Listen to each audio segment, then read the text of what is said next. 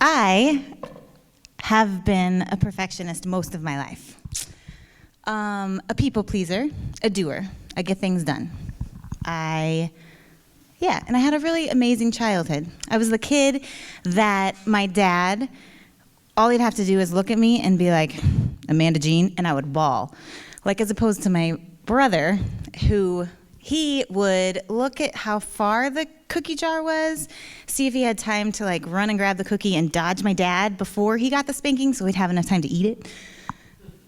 But that wasn't me. I usually punished myself before I ever got punished. I was the kid who practiced piano for 2 hours a day without being told to. I was in competitive piano, so I'd be practicing runs well into the night, and sometimes so long my fingers would bleed on the keyboards. I was the kid who I'd be up at 3 in the morning working on a project for school because I wanted to just get it that right. And my dad would come downstairs from bed and say, go to bed. And I'd be like, oh, okay.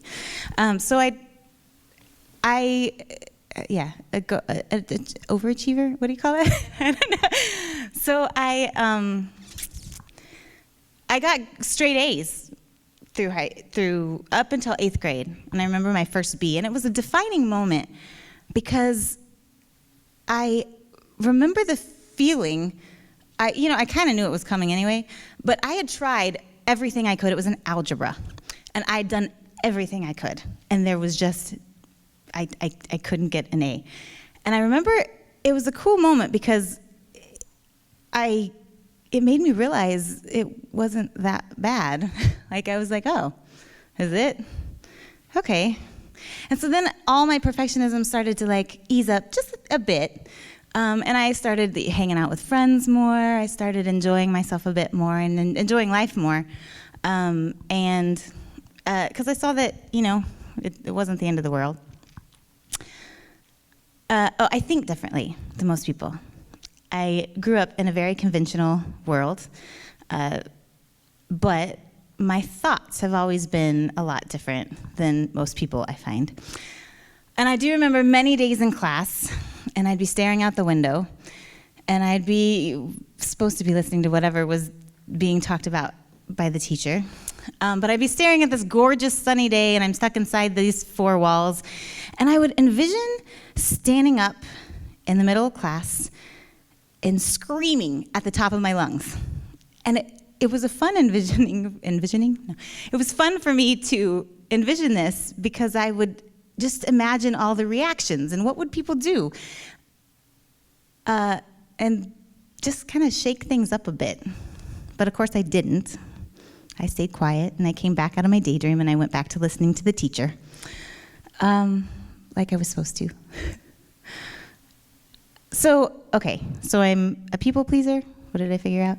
I'm a people pleaser. I'm a perfectionist a bit. And I am what was the other? I think differently.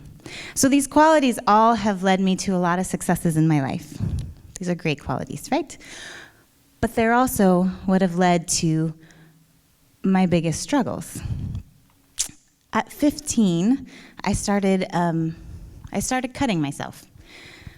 And never every day, never to a dangerous level.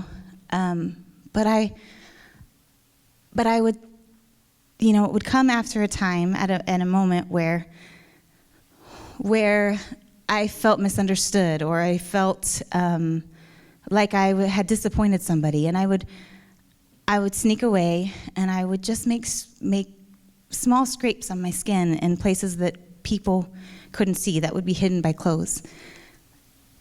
And I'd go to school the next day, and there was this weird sense of power, knowing that I knew something that everybody else didn't know, and that I had controlled something, that I had something on me healing underneath everything else, and that was mine, and that I did.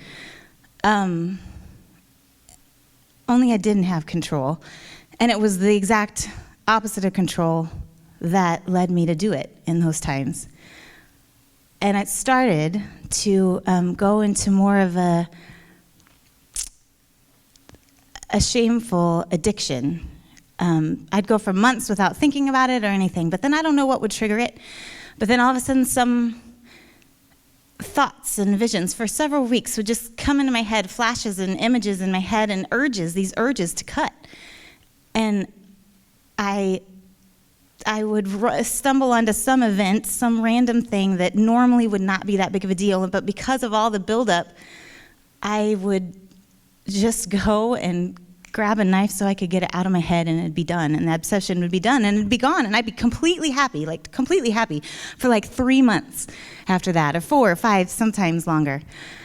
And this went on until I moved to LA. And I moved to LA when I was 20, and something really strange happened in LA. In Oklahoma, I did a lot of performing. I'm a performer. But everybody knew me as the shy, quiet girl in Oklahoma. And when I moved to LA, I could be whoever I wanted to be. And I remember, I got to do this on stage. I could come out as the artist, but I found a circle of friends that were in the creative circle too, and they were so non-judgmental and so welcoming and loving that all of a sudden I quit questioning things and let kind of the inner me start to come out. But then my brother and his friends that I went to high school with came out and moved out with me. And it was awesome to have family. For the first time, I'm walking around LA without like a knot in my throat from homesickness. So it was so good to have family. But with comfort, the cutting came back. And this time, my new world, where I had discovered honesty and myself and who I was and who I wanted to be, and I had gotten to grow a bit by myself. This new world was meshed with my old world, and it caused this big inner turmoil to the point where it made my cutting escalate to the point where I did it in front. I would hurt myself in a fit of rage in front of the people I was closest to. And with this, weirdly enough, the urges got less controlling the more it came out and into the open, but now everybody knew. And of course, the reactions were anger and fear and confusion, and they didn't know what to do, because Lord, knows I didn't know what to do either, so I don't blame them. But as I was writing, this little speech of mine for this failure lab thing, which I think is an awesome concept, I realized, at first I thought, well, God, the biggest failure in my life is definitely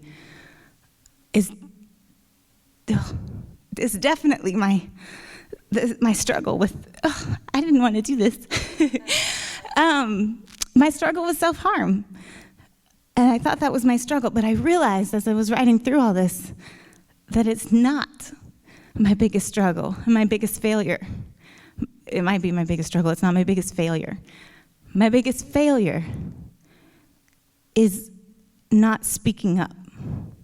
My biggest failure was not being me, and was not being okay to say what I needed, that something wasn't working for me, or that to validate the feelings that I had, and know that even if they weren't socially acceptable, they were real, and they were me.